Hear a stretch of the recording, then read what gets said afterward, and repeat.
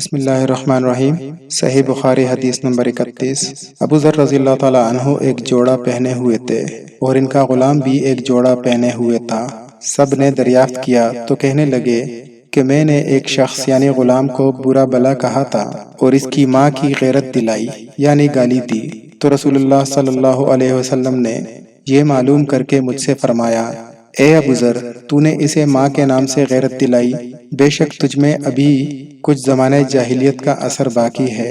یاد رکھو ماتحت لوگ تمہارے بھائی ہیں، اللہ نے اپنی کسی مصلحت کی بنا پر انہیں تمہارے قبضے میں دے رکھا ہے، تو جس کے ماتحت اس کا کوئی بھائی ہو تو اس کو بھی وہی کھلائے جو آپ کھاتا ہے، اور وہی کپڑا اسے پہنائے جو خود پہنتا ہے، اور ان کو کام کی اتنی تکلیف نہ دے جو ان کے لیے مشکل ہو جائے، اور اگر کوئی سخت کام ڈالو تو تم خود بھی ان کی مدد کیا کرو۔ صحیح بخاری حدیث نمبر 32۔ جب سورہ الانعام کی یہ آیت اتری، اور جو لوگ ایمان لائے اور انہوں نے اپنے ایمان میں گناہوں کی آمیزش نہیں کی، تو اصحاب رسول نے کہا، یا رسول اللہ صلی اللہ علیہ وسلم، یہ تو بہت ہی مشکل ہے، ہم میں ایسا کون ہے جس نے گناہ نہیں کیا؟ تب اللہ پاک نے سورہ لقمان کی یہ آیت اتاری، ان الشرک لظلم عظیم، بے شک شرک بڑا ظلم ہے۔ صحیح بخاری حدیث نمبر 33۔ رسول اللہ صلی اللہ علیہ وسلم نے فرمایا، منافق کی 3 علامتیں ہیں، جب بات کرے تو جھوٹ بولے، جب وعدہ کرے تو اس کے خلاف کرے، اور جب اس کو امین بنایا جائے تو خیانت کرے۔ صحیح بخاری حدیث نمبر 34۔ رسول اللہ صلی اللہ علیہ وسلم نے فرمایا، 4 عادتیں جب کسی میں ہوں تو وہ خالص منافق ہے، اور جس کسی میں ان چاروں میں سے ایک عادت ہو تو وہ بھی منافق ہے جب تک اسے چھوڑ نہ دے۔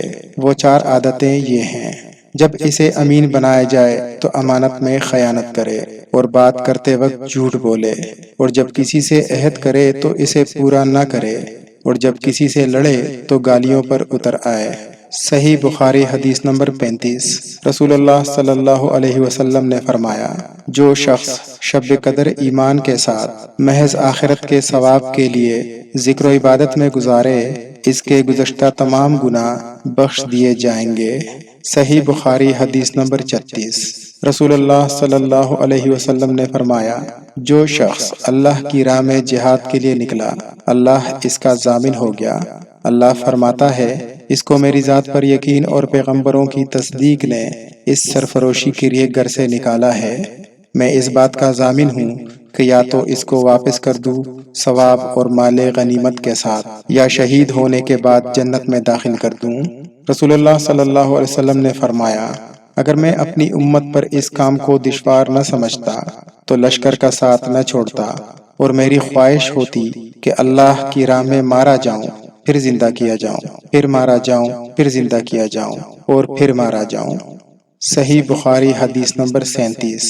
رسول اللہ صلی اللہ علیہ وسلم نے فرمایا، جو کوئی رمضان میں راتوں کو ایمان رکھ کر اور ثواب کے لیے عبادت کرے، اس کے اگلے گناہ بخش دیے جاتے ہیں۔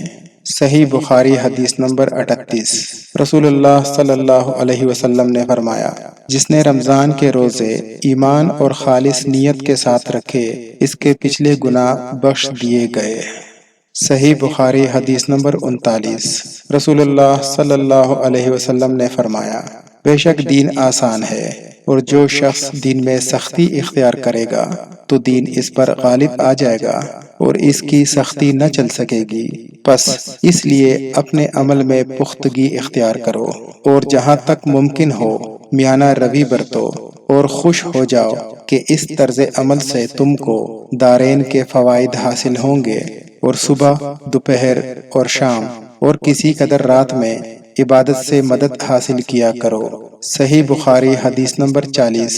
نبی کریم صلی اللہ علیہ وسلم جب مدینہ تشریف لائے تو سب سے پہلے اپنے ننیال اترے جو انصار تھے، اور وہاں آپ صلی اللہ علیہ وسلم نے 16 یا 17 ماہ بیت المقدس کی طرف منہ کر کے نماز پڑھی، اور آپ صلی اللہ علیہ وسلم کی خواہش تھی کہ قبلہ بیت اللہ شریف ہو۔ جب بیت اللہ کی طرف نماز پڑھنے کا حکم آیا تو سب سے پہلی نماز جو آپ صلی اللہ علیہ وسلم نے بیت اللہ کی طرف پڑھی وہ عصر کی نماز تھی، اور آپ صلی اللہ علیہ وسلم کے ساتھ لوگوں نے بھی نماز پڑھی۔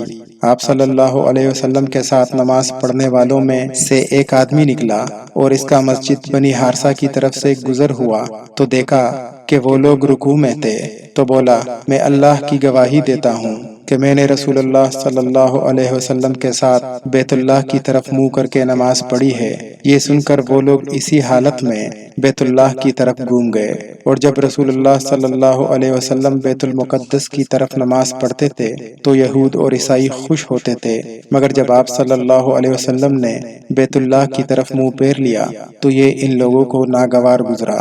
زہیر ایک راوی کہتے ہیں کہ ہم سے ابو اسحاق نے برا سے یہ حدیث بھی نقل کی ہے کہ قبلے کی تبدیلی سے پہلے کچھ مسلمان انتقال کر چکے تھے، تو ہمیں یہ معلوم نہ ہو سکا کہ ان کی نمازوں کے بارے میں کیا کہیں، تب اللہ پاک نے یہ آیت نازل فرمائی، وَمَا كَانَ اللَّهُ لِيُضِيعَ إِيمَانَكُمْ، سورہ بقرہ 143۔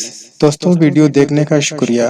دوستوں، اگر یہ پاک احادیث مبارکہ اور ہماری کوشش پسند آئی ہو تو لائک، کمنٹ اور شیئر ضرور کیجیے گا۔ دوستوں، آج سے آپ کے لیے سوال جواب کا سلسلہ بھی شروع کر رہے ہیں، امید ہے آپ حضرات کو پسند آئے گا، اور ہاں، پوچھے گئے سوال کا جواب ہماری ویڈیو میں ہی موجود ہوگا۔ شکریہ۔ سوال: جب بیت المقدس سے ہمارا قبلہ خانہ کعبہ کی طرف تبدیل ہوا تو نبی کریم صلی اللہ علیہ وسلم نے جو پہلی نماز خانہ کعبہ کی طرف رخ کر کے پڑھی وہ کون سی نماز تھی؟